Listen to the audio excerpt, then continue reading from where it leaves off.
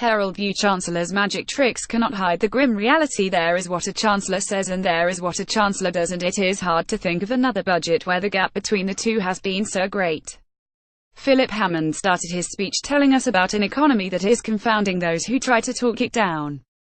He also spoke about a glorious future outside the EU of new opportunities. The Chancellor wanted to convince us that things are looking up for the country and the economy, but just one look at the details and the truth is revealed: the economy is in trouble and there is precious little in the budget that will change that. To give credit where it's due, there were a number of measures that are extremely welcome. The rise in the national living wage by 4.4%, for instance, even though it was one of the few measures aimed at tackling the squeeze on living standards.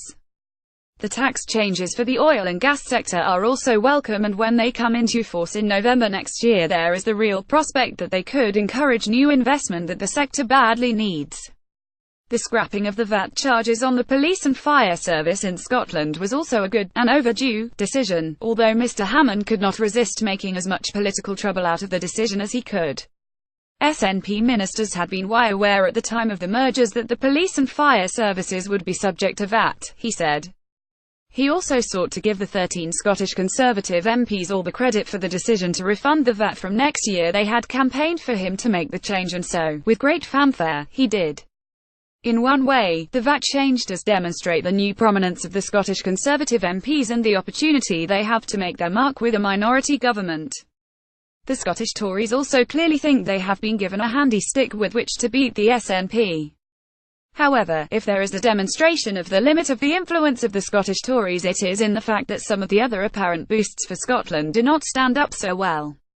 Take the extra £2 billion that Scotland will apparently receive in Barnett consequentials. It has a nice ring to it, £2 billion, and was loudly cheered in the Commons, but what does the figure really boil down to?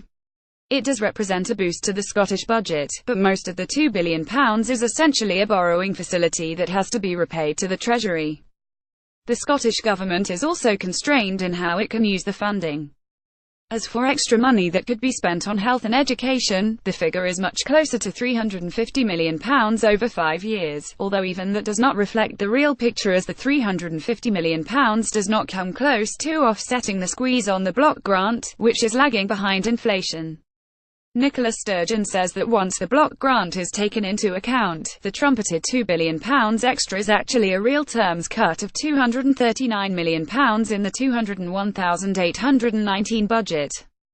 That figure will be contested by the Conservatives, but the Scottish Government can still validly complain about a real terms budget cut next year. Elsewhere in Mr Hammond's budget, the headlines were just as eye-catching, even though they could not conceal the deeper truth. Every Chancellor seeks to have a rabbit out of the hat moment, and Mr Hammond's was abolishing stamp duty up to £300,000 for first-time buyers south of the border.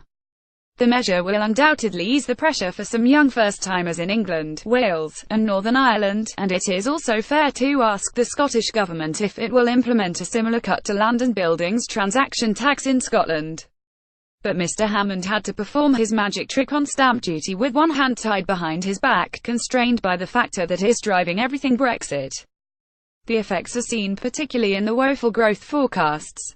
For years, the Office for Budget Responsibility has been wrongly predicting a significant pickup in productivity, but it would seem that it has finally had enough of being wrong and is now predicting the economy will grow by just 1.5% this year, down from the estimate of 2% it made in March.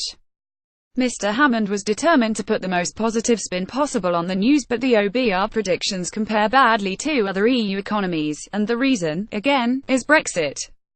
Mr Hammond did succeed in revealing some headline-grabbing measures in his budget, but whatever he does, he cannot change the fact that it is Brexit, not the Chancellor of the Exchequer, that is shaping the British economy. Brexit will also undoubtedly decide the fate of a government that is determined to push ahead with it.